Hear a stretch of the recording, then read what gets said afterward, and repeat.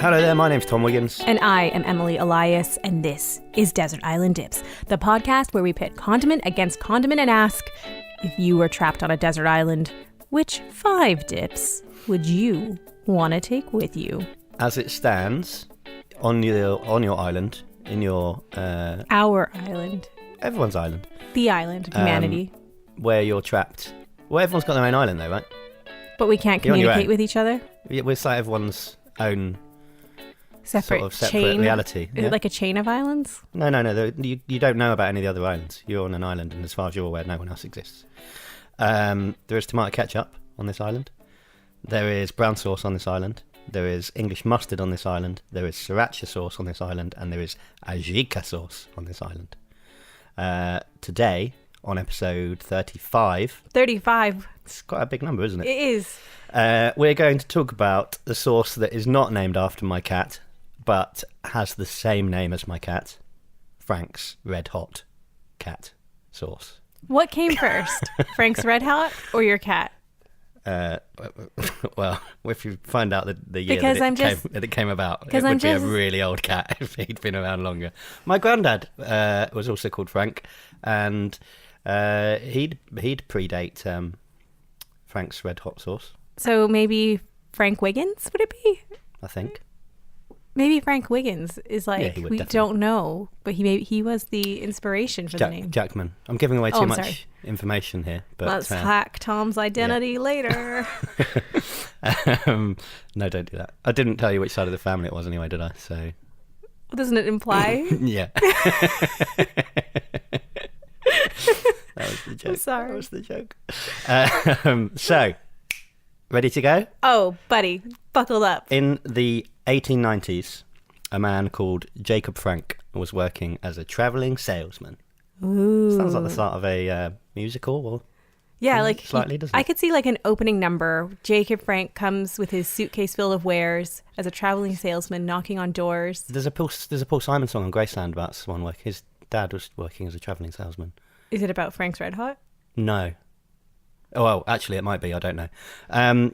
One day, Jacob Frank realised that the current way of selling products, which was like in bulk, just, massive amounts, basically however much anyone wanted, you would sell it to them, was not particularly efficient or economical. And he decided that the best way to do it would actually be to package things up in smaller portions and sell those on instead. So this guy's actually quite a big deal generally in wholesaling. Also, it meant that if he started doing this, he wouldn't have to travel anymore, apparently. I'm not really sure why, I suppose, because you don't have to go around talking to your customers and stuff. You just sell them. I totally get that. I imagine life on the road is really hard. Especially in the 1890s. Yeah. What kind of road is that? Are you on a wagon at this point? There's no cars? No. Like a stagecoach type? I don't. Yeah, it's not. I don't think it's Wild West, but no, not far off. So he's like, I'm gonna stop this. I'm gonna set up a new company, which he did with his brothers, Emil and Charles Frank. So 1896. They found the Frank Tea and Spice Company in Cincinnati, and this is pretty revolutionary. How the house food is sold, what they're doing here. They start off selling. Just small packets, basically, from shelf size of things like spices. A bit later, they expand to other things, more exciting things. By 1906, they've got 500 different items in stock that they sell: tea, spices, olives, and a brand of peanut butter called Jumbo.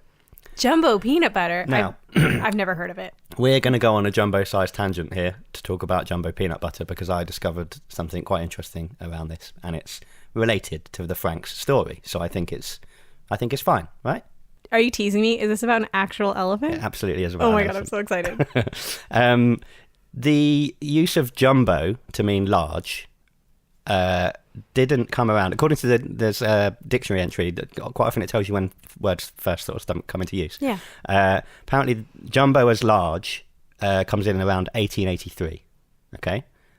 Before that, it wasn't a word that I don't think the word even was in use for anything. But to mean large around then, it comes from Jumbo, who was an African elephant.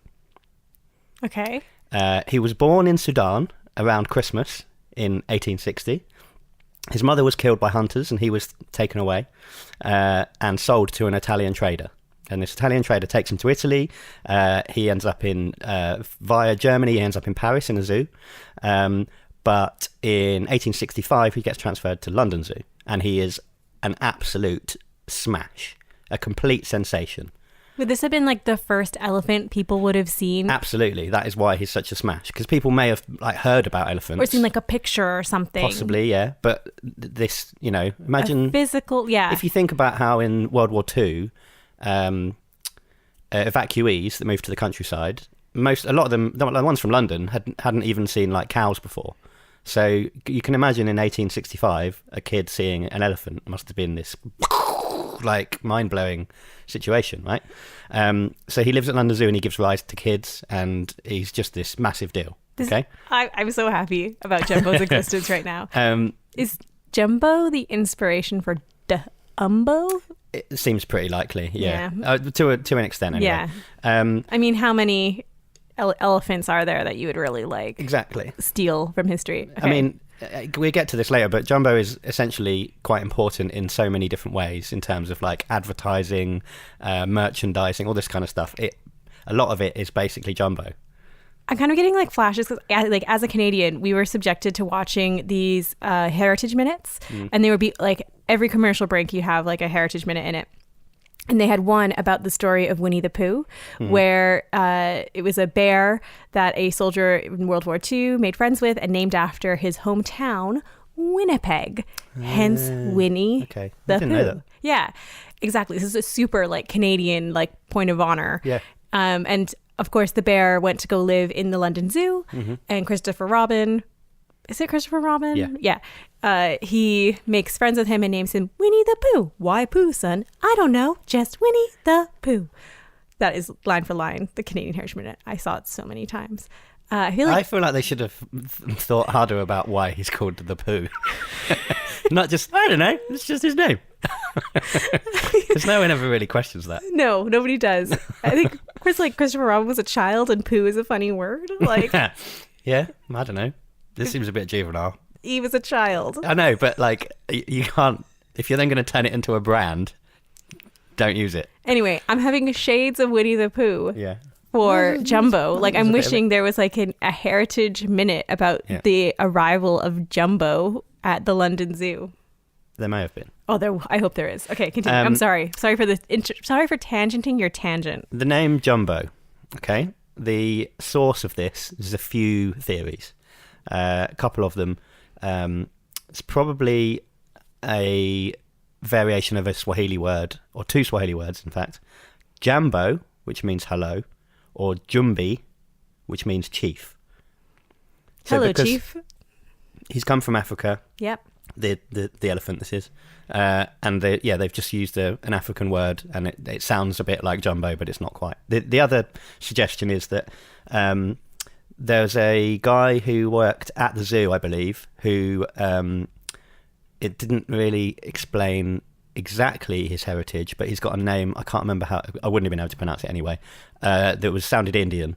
And they've suggested that there's a tree in India called a jambu tree. Okay. Which grows you get these massive apples off it, and they were said that these trees, the apples are as large as elephants. So there's also that potential connection. Don't know which one it is, but in England, or to English people, it becomes Jumbo. Now, Jumbo was great during the day when he's giving kids rides, but at night he's in captivity. He's had a traumatic start to life, and he used to smash the enclosure up, basically. So poor Jumbo. He's there for about nearly 20 years. That's a really long time. In 1882, London Zoo were like, he's too much hassle, he's causing too much damage, and it's costing us too much money, we're going to get rid of him. So apparently they would, in that situation, they'd normally just kill him. But a guy from... That's awful. Well, you don't need an animal anymore. The times have changed. Yeah, they just get rid of him. But a guy called, this is a great name, it's almost like stories, he was written for a story. A guy called Phineas T. Barnum from the Barnum and Bailey Circus Company in the United States. Barnum brother? He comes through and he's like, I will take Jumbo off your hands for £2,000, which obviously back then is a massive amount of money. But £2,000 for an elephant seems like a pretty good deal in today's money. Oh, mate, like, fine. $2,000 for the elephant, but then you got to work in the shipping costs, the food. How are you going to get it over to America? They put him on a boat. Yeah, I mean, Right. but that's going to be expensive because he's going to need like elephant-sized meals on a boat for like, how long does it take? Like 3 months or something to sail? I don't know. No idea. I'm making that number up, guys. Anyway, That's crazy. I've got an answer My to this. eyebrows are so high because this story is bananas. It's a shame it has nothing to do with Frank's Red Hot Sauce, but it's to do with Frank's, and therefore I'm having it. Yeah, sort of. claim it. He goes to New York, where they show him off in Madison Square Gardens. Barnum and Bailey made that £2,000 back in 3 weeks Respect. because of the amount of people that wanted to see Jumbo. Apparently, over the 31 weeks that he was on a sort of tour, they made $1.75 million. So he was in a like, decent investment. In old money or in like I'm current money? not sure. Whatever. But, you know, Hey, AKA, either they way. made crazy money. they made the money back. He was a sensible investment. But he didn't get any more sort of sedate or calm on it. He was still a bit of a handful, shall we say. Basically, like Jumbo had night terrors. So they plied him with whiskey, which apparently calms elephants down. Of course it would. There's What a time. Like, what a time to be alive. I bought a giant elephant and I need to get him some whiskey so he sleeps. So he sleeps at night. So they go on tour. The circus goes on tour. And in those days they would travel by train. And in 1885, so only a couple of years later, is that right? A couple of years? Yeah, 2 or 3. Circus is on tour. Another Canada link coming up here, which you'll be pleased to know. They stop off in a place called St. Thomas, Ontario. Have you heard of it? Sure. No, I don't know. But Jumbo was sadly one night he was being led back to they have, you know, these carriages that have got the animal enclosures built into them. He's being led back to his enclosure one night and he got hit by a train and died. So that was the end of Jumbo's existence. But lots and lots of companies would use Jumbo's image to cash in on his popularity, and they would use it to, this is what I mean about him sort of being a big deal in terms of marketing, advertising, blah, blah, blah. This idea that they would use the image of somebody else to sell a sort of unrelated product, largely, you know. So in 1927, so quite a long time later, Frank's Tea and Spice Company applied for the trademark on the word Jumbo in order to use his image to sell the Jumbo peanut butter. And obviously there's that sort of peanuts elephant link. You know, apparently they're supposed to, I don't know if it's even true whether elephants like peanuts. But if you are a zoologist who happens to work with elephants, please let us know if this is a urban myth or a real thing. it says that they applied for it, but it doesn't say they got it. So I got the feeling that they didn't get the trademark on that, but they still obviously sold the Jumbo peanut butter with a picture of the elephant on the jar. There was a smaller jar that was an elephant shape, which is quite adorable. Which is nice, right? How that would, although like while I say adorable, it would be a pain to get the last bit out of that jar. Yeah. It was a sort of picture of one. It looked like there was a sort of cork lid on the bottom. But yeah, if the whole of the elephant was filled with peanut butter, imagine getting it out the end of the trunk. Bloody nightmare. And so 100 years after Jumbo's death, there's a statue being erected in St. Thomas to mark the occasion. Although one of the things he used to do when he was in the enclosure at night and was having a bad time was he would like wear his tusks down, so he didn't have tusks. And the statue has got tusks incorrectly. Never mind. If we could only have like a body that historically fact checks statues, we would be in a much better position than we are now. I think also people would probably either be a lot taller or shorter. I think heights are very much exaggerated on statues, either to save money because they didn't want to like make them smaller than they should be. Yeah, because there's bigger. Well, it depends if they had the money to do that, because it would be expensive to make a statue. So either like they cheaped out and they made them smaller. Yeah. Or they were like, super rich and they made them gigantic. Most statues aren't life size, are they? I I don't know. Some are. I don't know. The proportions appear to be right. Yeah, but you could still make it bigger and still in Except for proportion. that one, like Ronaldo one. Cristiano Ronaldo one, yeah. That's oh, beautiful statue. They've changed it, apparently. That is the end of the elephant tangent. But I think it's a sort of important part of the Frank story, the jumbo peanut butter. So I thought I'd put it in. I loved it the whole way through. So Frank's is making jumbo peanut butter. Yeah. What is going on with their hot sauce development? So we come back a bit. I said 1927 they applied for the patent for the jumbo logo, which we don't think they got. In 1918, Jacob Frank was like, I want to make a hot sauce, because Tabasco at this point has been around for, I think, getting on for 50 years or so. And a relatively like unchallenged hot sauce in that category. It kind of like, as we've discussed, we are now in a modern renaissance boom of hot sauces. But at the time, nothing like the range that we have now. Yeah, need a challenger. So in 1918, Jacob decides to go on like a sort of hot sauce scouting mission down to New Iberia in Louisiana, because one of the things that Franks liked to do was source kind of the best ingredients they could. And Tabasco is already quite popular at this time. I think probably around I think it's been going for about 30 years at that point, but available, I think, across the States. So Jacob's looking for something to sort of differentiate from Tabasco. So he's gone on a recon mission, and from Cincinnati, we would be kind of heading down the Mississippi towards Louisiana. Exactly. He meets a guy there called Adam Estelette, who was from a Cajun farming family, and they decide to set up a pickling plant for cayenne peppers, which is a different. Tabasco uses Tabasco peppers, so it's going to taste slightly different. Then from the pickling plant in Louisiana, which is where they set it up down there, they would ship all the processed peppers back up the Mississippi to Cincinnati, where they would combine them with the other ingredients, which are things like salt, spices, garlic, and vinegar. So very similar to Tabasco in terms of the process. And in fact, they put them in the oak casks and just leave them to age like Tabasco does as well.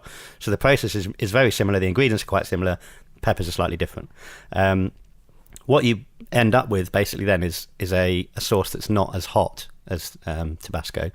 On the Scoville scale, 450 compared to 2000 for Tabasco.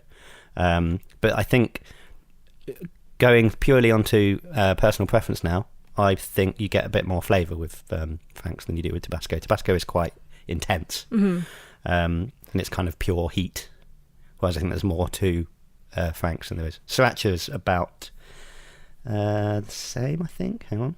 No, Sriracha's hotter than Frank's, but normally not as hot as Tabasco.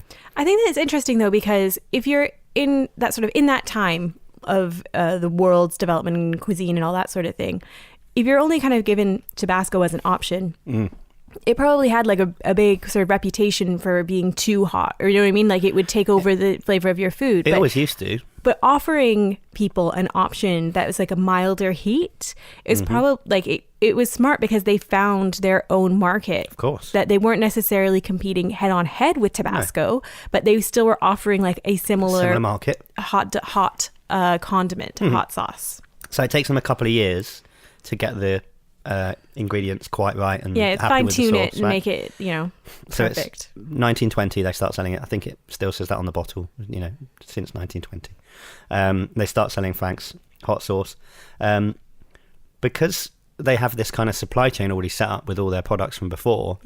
I think it gets popular quite quickly because they kind of have the infrastructure in place, and it's just like, hey, we've got a new product, easier to get out there. And it's actually it's the number one hot sauce apparently in the US and Canada now. There's a few variations. There's hotter versions that you can get as well as the standard one. There's a sweet chili one. There's a chili and lime one. There's a is it like a honey vinegar thing as well? They do. So they've branched out, but it is the number one hot sauce brand in America. So okay, Frank's Red Hot is number one. Where are we? Well, I'm going to explain to you why. Or there's a reason I think it's got to number one, and that reason is the excellently named Teresa Bellissimo. Say it again now. Teresa Bellissimo. Who or what is Teresa Bellissimo? Teresa Bellissimo is she was the co-owner and she worked in the kitchen of a place called the Anchor Bar in Buffalo, New York. Okay. You are familiar with buffalo wings? Very much so. Yeah. Nothing to do with the big cow. Everything to do with Buffalo, upstate New York. It's not a cow. It's pretty much a cow. It's a bovine It's animal, isn't it? It's a bison. It's its own. Isn't a bison different to a buffalo? Ew. It's the same bovine family. Listen, I feel as though growing up in the prairies where there's lots of buffalo doth roamin', be going to Head Smashed In Buffalo Jump, a wonderful tourist attraction where Aboriginal people would chase the buffalo over a cliff and then they would all like die because their heads would get smashed in. Wikipedia. Yeah. A source of all African knowledge. buffalo or Cape buffalo is a large African bovine Fine. cow. Thanks very much. Let's go. Right, where was I Buffalo, now? New York. Buffalo, New York. We're in Buffalo, New York at the Anchor Bar. Buffalo wings as a meal. The chicken wings covered in the Delicious Frank's buffalo red sauce, hot sauce were invented pretty much by accident one night in 1964 at the Anchor Bar when Teresa, she deep fried a load of the wings, covered them in the Frank's red hot sauce and butter, and there you go. She's basically invented buffalo wings. How was it an accident? Because, right, there were two versions of the story of how this came about. It seems to me they're probably both true. Yeah. They're essentially the two different members of the Bellissimo family that tell this story, okay? Teresa's husband, Frank, apt name for the sauce, right? He reckons that they just had a load of chicken wings delivered by accident. And apparently before this was invented as a dish, chicken wings were they were just used for stock. They were not eaten on their own like they are now. So rather than just letting them go to waste or just use them for stock, Teresa was like, "No, do you know what? I'm going to try and do something with this." So she deep fries them, covers them in the sauce, and goes, I think I might have just invented an absolute sensation. She did the thing that we all believe in. Anything deep fried tastes amazing. Yeah. Cover it with a delicious sauce. Plus. Tastes like, amazing box again. ticked. Yeah. Even more amazing. Their son Thank Dominic. you, Teresa. Their son Dominic has a different version of the story. I mean, it feels to me like that the dad's version starts here, and Dominic's version just kind of finishes it off. Right? Yeah. Because he says a load of his mates came into the bar one night. Dominic was working behind the bar. A load of his mates came in while he was working, and they were hungry. And he said to his mum, "Can you knock us up some food?" I think this is quite late, so they didn't really have anything in. All they had was these chicken wings, possibly delivered by accident. And the same thing happens. She just decides, I don't know, I'll deep fry them. Some and like chuck them mom in hot sauce and ingenuity butter. of Yeah. like, I'm gonna feed my baby bird. Yeah. fry him up some chicken wings. So it seems to me that, I mean, they're two slightly different versions of the same story, but I think they probably are somewhere in the middle. The truth does lie. I agree. Yeah, the exact circumstances might not be both of them, but they're probably both. They could both be in them. true. Yeah. One could be true. The other could be true. The Either problem way, is- Teresa's credited with this, which is important. Yeah. The problem is all three members have since died, unfortunately, so of the family that are involved in the story. So there's no way to fully verify it. But if you go on the Anchor Bar's website, they obviously make a big deal out of the fact that this is where they were invented. Why wouldn't you? Yeah. They have Dominic's version of his mates coming in and stuff. That's the one they list. So, I mean, that's more interesting than just like we did it by accident. And so we had some leftovers. And so what year would this have been? 1964. 1964. Yeah. That is relatively late. I would have imagined that we have been eating chicken wings longer than the 60s.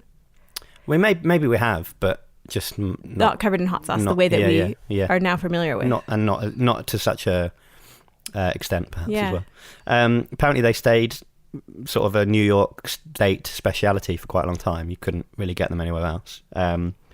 But sort of about the 80s, they started to spread throughout the States. There's a place in Chicago called Frank's for the Memories, which is run by a couple that moved there from New York.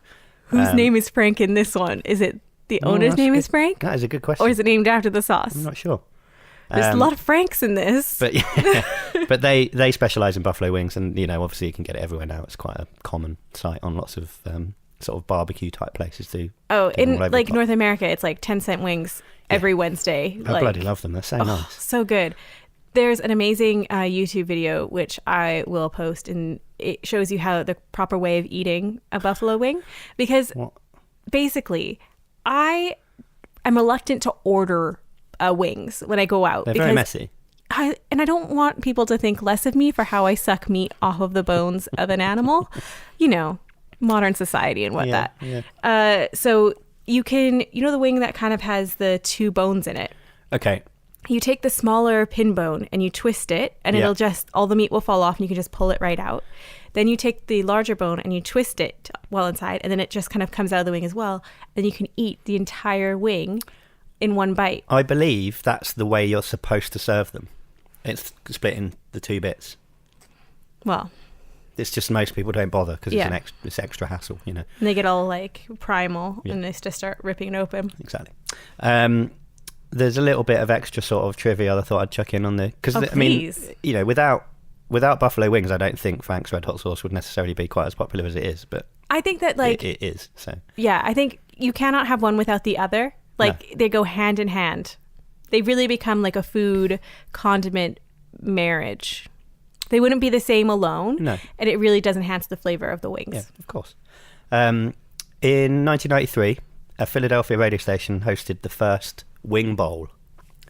Now, this is a competitive eating event.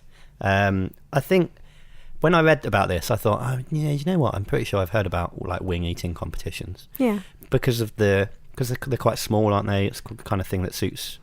You could eat a lot of them and count them out, and they're always pretty much the same size. Yeah. So it's quite easy to be competitive keep track over it, that kind of stuff. And I mean, over the years, this became one of the sort of big events on the competitive eating calendar, the Wing Bowl in Philadelphia. Apparently, they got crowds of. I've seen pictures. They did it in towards the most popular times. They're doing it in like an arena, in like Wembley. Amazing. Not a stadium, arena. Like 20,000 people there watching the Wing Bowl. It's mental. The idea was when they came up with it that it would be on the Friday morning before, or the Friday before the Super Bowl, which is always on a Sunday. Yep. As a distraction from the fact that the Philadelphia Eagles were never in the Super Bowl because they were rubbish. But the Eagles won the Super Bowl in 2018. As a person who follows football, yes. So one of the guys that came up with from the radio station that came up with the Wing Bowl, Angelo Cataldi, he's like, well, we're not doing it anymore. What? Wing Bowl's over. What? Because they're like, we've won the Super Bowl, so we can't do it. Because it. The whole point is that it's like this antidote to the misery of the Eagles fans. But now they're like, well, we've won the Super Bowl, so they don't do it anymore. Wing Bowl's done, so it's done.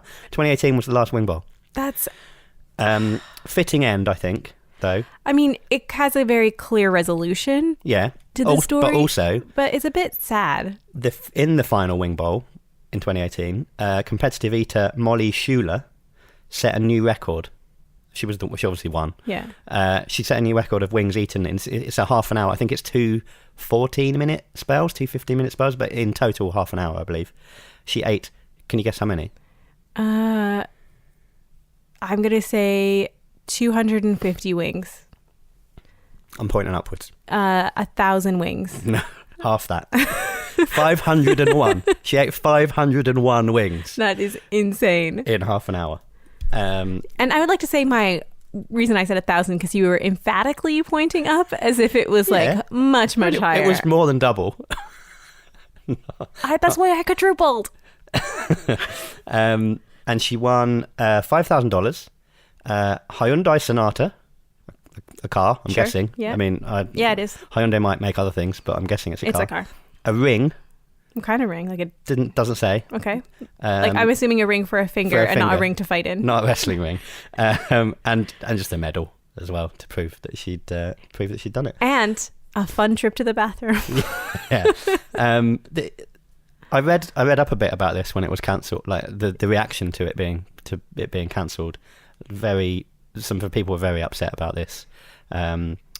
Some quite clearly Trump supporters blaming liberals for it being banned. Sure, they do everything wrong. Apparently, it's a Jewish conspiracy to ban that, to end wing Let's bowl. not even get into that. I can't even. Feminists, they also stopped it. But there were some people also who were like, do you know what? The wing bowl had probably jumped the shark a little bit anyway, because if you look at it kind of got latched onto by competitive eaters, the professional competitive eaters. The professionals ruin everything. They ruin everything. Whereas I think before that, it was a bit more amateur and, a bit more fun. So like there's an against modern football campaign, there's probably an against modern competitive eating campaign. Because, if you look at the number of wings that people were eating in the early days to win, the first one ever, the guy ate 100. That's a good feat. Feat of strength. Great. Still pretty impressive. Then it hovers around the 100, 150 mark. 2000 would have been a good year to enter, because tall man Joe Paul, who won, he only ate 90. What? What was happening to everyone else in 2000 that they were letting him get away with winning on such a low number? Can I stays at that 150-ish mark up until 2008, and Joey Chestnut, who I think I've heard of before. I feel like he's probably won a Nathan's hot dog eating competition. Possibly. He's got his own Wikipedia page, so he's a big deal. He's a big deal. He's a big deal in the industry. He starts off the sort of the modern elite era with 241 he ate, and then it just goes up and goes crazy, like mid 250s, 337. 444 in 2015, right up until Molly's absolutely smashed the record, because she did the 501 and 444 was the previous record, and that's loads more. That's the end of my Frank's Red Hot Sauce story. Highlights. I will go out. Highlights include an elephant.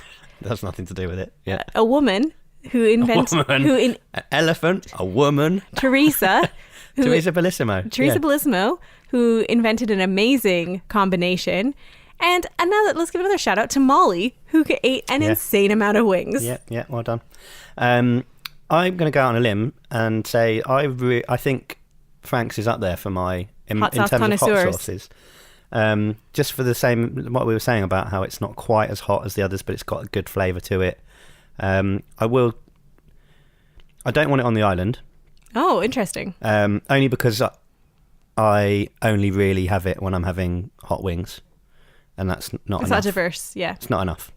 I will say this. I come from a family where my mum, she shops at Costco, as all great North Americans do, and she has a liter tub jar bottle. Those. Yeah, massive. She has next to her 4 liter of milk, which is an insane amount of milk to drink in a week.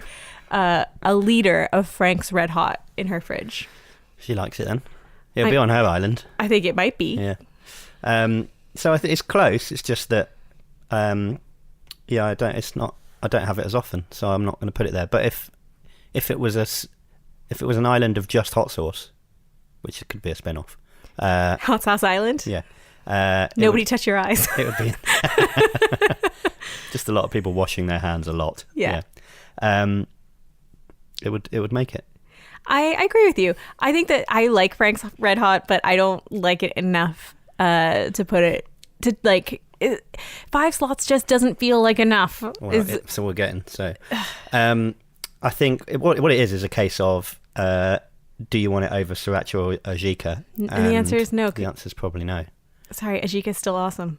Yeah, I think that would be. I would also argue if I made ajika chicken wings, I would probably like that better than Frank's Red Hot. That's worth trying. It's just it doesn't quite. It's a different spice to Frank's though, isn't it? So I don't know. Worth a try.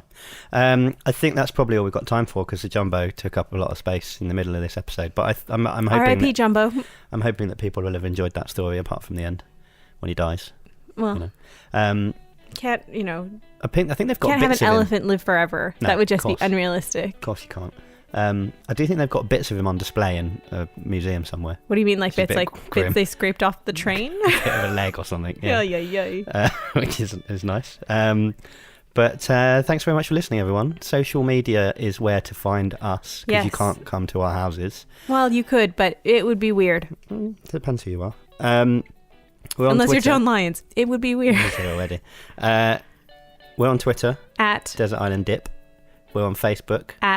Do you do ats on Facebook? well, I mean, just like search Desert Island Dip. Yeah. Let's just say Just that. search it. Desert Island Dips on Facebook. Desert Island Dips on Instagram. Instagram, it's popping off on Instagram. We got stories and such. Ooh la la. That's what you want to come for. If that's the content that you're looking for. Content about Away you go. the food I'm eating and the condiments I'm using with them. Thanks very much for listening, and we'll see you again next time Bye. with fewer elephant deaths, hopefully. Maybe. No promises. I can't promise that. No promises.